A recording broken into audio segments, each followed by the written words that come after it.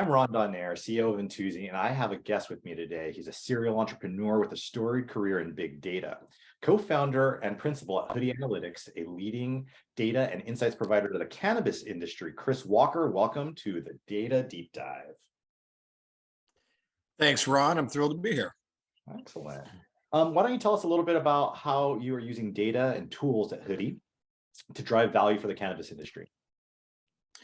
So our goal, most of us as the kind of founding leadership team have come out of other industries that have been in place for a lot longer than cannabis, and so our, working for large global brands, we've all developed an expertise in helping brands make more money by using data, and so.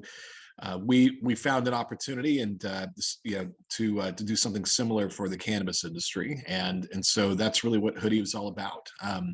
To fast forward to today, and we are tracking every product and every dispensary in every state and province every single day, and ultimately putting together frameworks and applications that allow those brands to leverage all that data to make better decisions, ultimately making more money. And so that's kind of the intersection that we're living in that industry on. That's awesome. That's awesome. Now, looking at your history, and you're obviously no stranger to big data. You ran Big Chalk for a while, and you worked with Nielsen. Now, what other verticals in those historic jobs did you work in where they just kind of like run the gamut? It wasn't cannabis specific, because like you said, you kind of like predated that. So where did like the genesis of this big data knowledge come from? And as you pointed out, I worked for Nielsen for many years. I ran most of Nielsen's business in Australia and New Zealand for many years, and worked across a wide variety of industries, everything from consumer packaged goods to retail to automotive to telco to financial services and fintech. So it really is it spans the gamut, and even today, while Big Chalk does have its history in CPG and retail, there's a number of areas in which we are servicing secondary or additional industries, like again automotive and fintech, and we're doing a decent amount of durables these days as an example. Okay, excellent, awesome. All right, so without naming any names, can you share a specific example of a dispensary for Hoodie that you're achieving some sort of like ROI or KPI with your product? Like, how is it that they pay you, but then make a multiple on what they're paying you? So there's a couple of I'll lay a couple of good examples here. So think about our data and our pipeline as providing.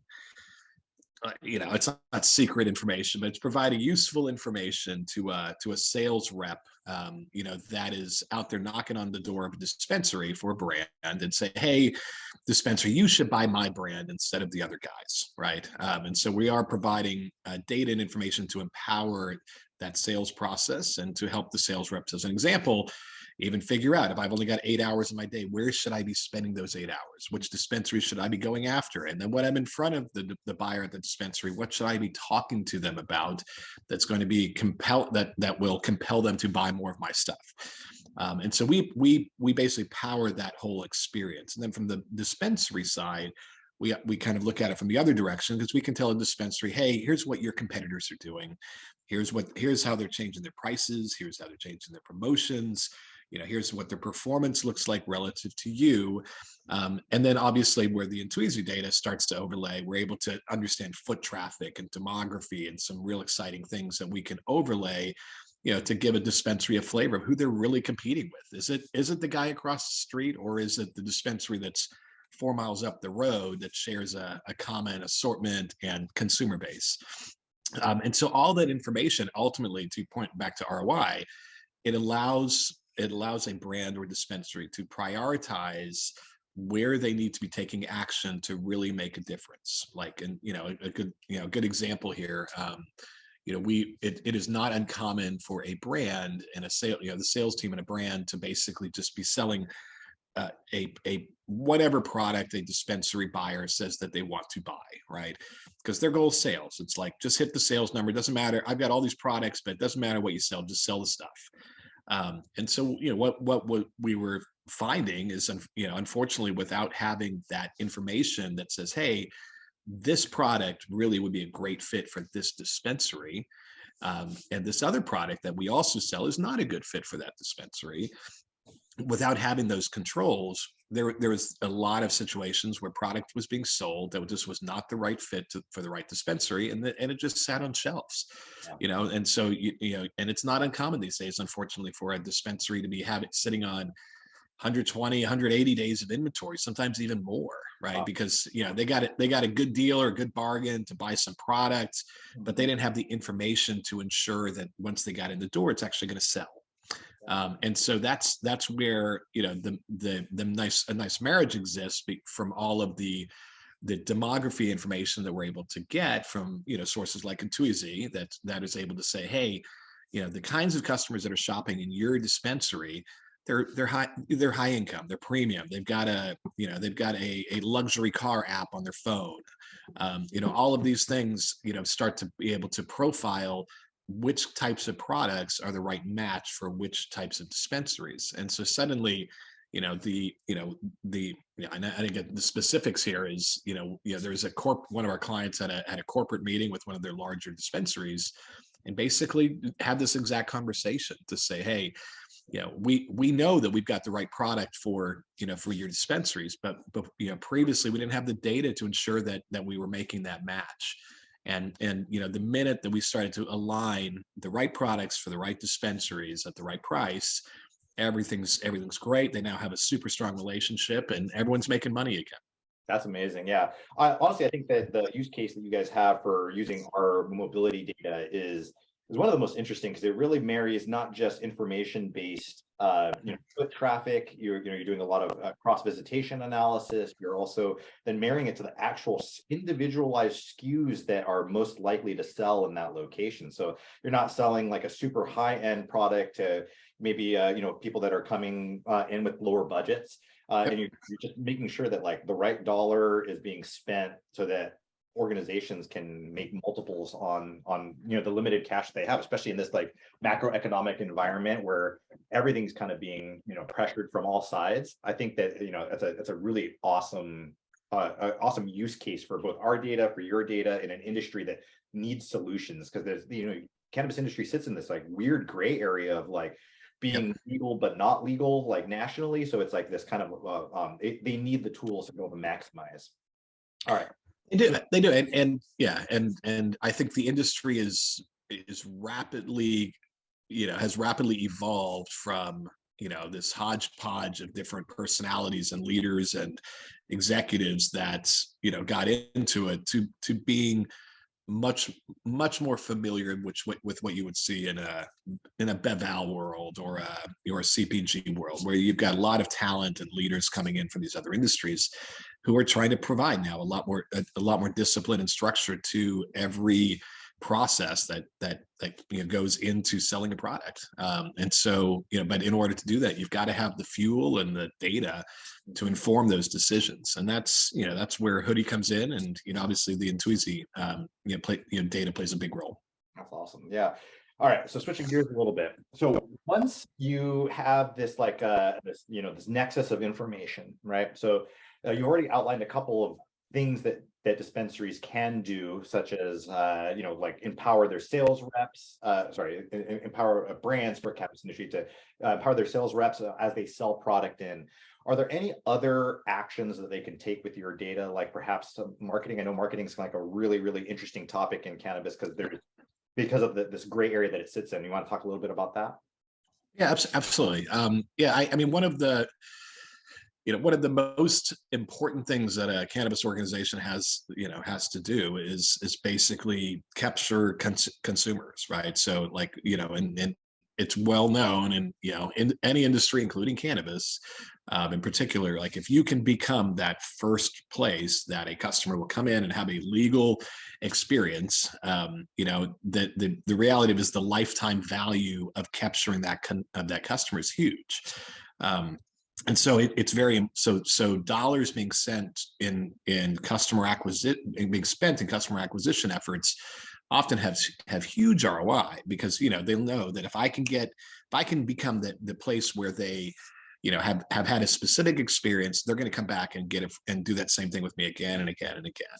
And so finding opportunities to target those customers based off of behavior that we can somewhat predict is important. And that's a nice area where the Intuizi data can really shine. I think we have obviously, Ron, this, but the partnership that we've gone and created custom polygons around every single dispensary in North America. And so those really tight geofences are do allow us to create some very unique targets. So things like Dispensary A, maybe you want to find customers that have only visited you once, but they shop at your competitor right across the street on a regular basis.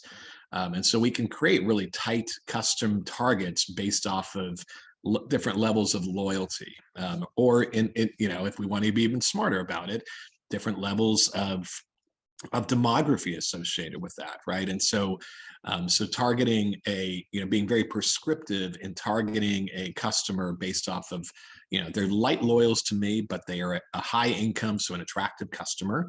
That is a target that we can now create through the combination of your data and ours, that ultimately is going to have a very high ROI, because we can you can ensure that you're sending the right message, and that this is a cannabis customer, that they've visited your place, that they got some money, and that they're shopping a lot, but they're just not shopping at your dispensary. And so that becomes a very attractive targeted offer that we can make. And then we're doing some cool stuff with Hoodie, because we effectively categorized and organized the whole industry. And so taking those targets, we can actually even overlay them into automated ads that are going to be completely tailored, so it becomes very like low touch, no touch for the end user.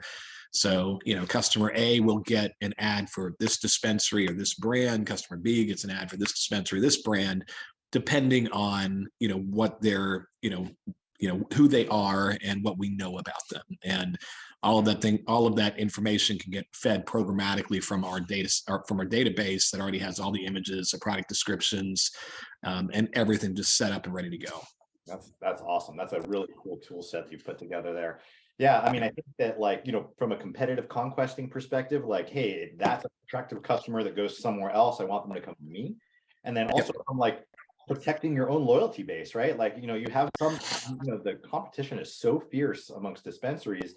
You want to make sure people continue to come back to your location, not be tempted away by somebody else's offer. So I think those are really kind of interesting things.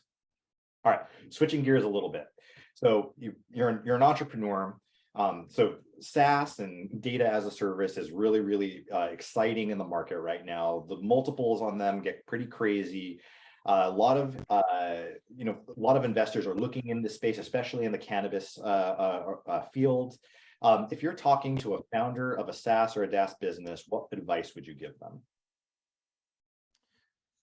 It's a very good question. And are we talking specifically in cannabis or anywhere? I'd say anywhere. Anywhere. Yeah, I think there's enough broad space out there in SaaS and DaaS that pretty universally applicable. And I know you've been in data for a long time. Yep. I mean, listen, I think there's probably three things that I tend to fall back on. Particularly in the entrepreneur. As an entrepreneur. Number one is, obviously make sure that you understand your customers more than anything, right? Ultimately you are designing a product to help, provide something that is more efficient or more effective than they're currently able to do in a manual way. And so making sure that you understand all of those needs, those customer needs and the use cases that you can recreate in better ways. Don't skimp out on really understanding that product use case. And that's an area that's easy to do, and you make a lot of assumptions, but you can get yourself in a lot of trouble. Number two is, particularly as a startup, and this is going to sound like the most obvious thing in the world, but the number one asset that you have as an entrepreneur is your time. And, and so there is always, I do this every single day. You've got to figure out, how can I maximize the impact for every hour that I have in my day in order to keep moving my business along and to keep driving value for my customers. And that right now is, it's critical. Like, you've got, the 80-20 rule applies over and over and over again, because that's, you can do a lot of things, but you can't get your time back. And, in a world where you have to grow fast in order to hit those multiples, it's critical. And the third I just say is, just make sure you've got a real trusted group of advisors or board members, that, can bring fresh perspective. And so you're not constantly, looking inward in an echo chamber and, telling each other what we want to hear.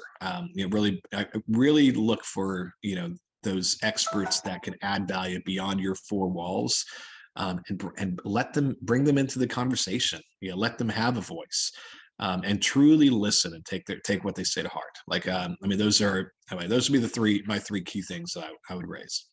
I think those are excellent points. Yeah, you try, spending time the appropriate way is, I try to realign my day a couple times just to make sure I'm not veering off track. Looking at my calendar, looking at my task list, making sure that what I'm doing actually exerts the impact that I want. Yeah. Okay. One last kind of entrepreneur question here. How do you navigate work-life balance? How do you give the company and your personal life the appropriate share of your mind and your time? It's a good question, and something I think I struggle with the balance every day. I think the thing, I think I do, I look at that in the same way of impact, right? So what is the, what do I need to do to ensure I'm maximizing the impact of every hour I've got, right? I do that hopefully to try to give time in my life back to my family. And you also just need to make sure that you do check out. There are, I personally, my wife drives me, I drive her crazy, because I do make myself available to other people at any time of the day, whenever, whether I'm on vacation or not, right? But at the same time, if it's, a Sunday afternoon, and, I am not necessarily immediately going and spending all of that afternoon on work. I do try to decompress, because you also have the balance not only of family life, but of mental well-being, and mental health. And burnout's real, man. Yeah. No, completely, right. And and so I do try to make sure that I'm taking that time, whether it's with family or just to sit down and watch a movie and just not think about anything, because you have to do it if you're going to be able to get back in that rat race. You can't run 180 miles an hour 7 days a week, and expect to survive in all of those different elements. Totally. So, yeah. A marathon, not a sprint. It's a startup. I hear you. They move fast, but it's one of those things where you have to pace yourself, or else you fall off a cliff. I like these last questions, and they're a little bit more personal in nature, mostly because I just want to learn how other people deal with it.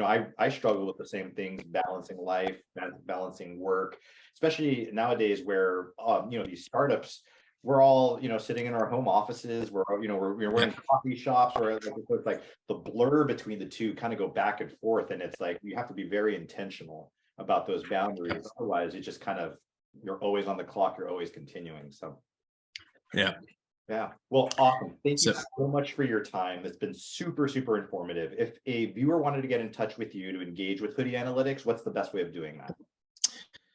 We're available on all the social platforms, hoodieanalytics.com, or our consumer site, which is askhoodie.com, HOODIE.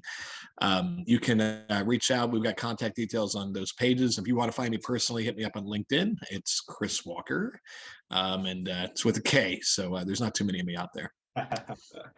Excellent. So, well, thank you very much. I really appreciate the time. Thanks for having me, Ron. It's been great working with you. Likewise. Right.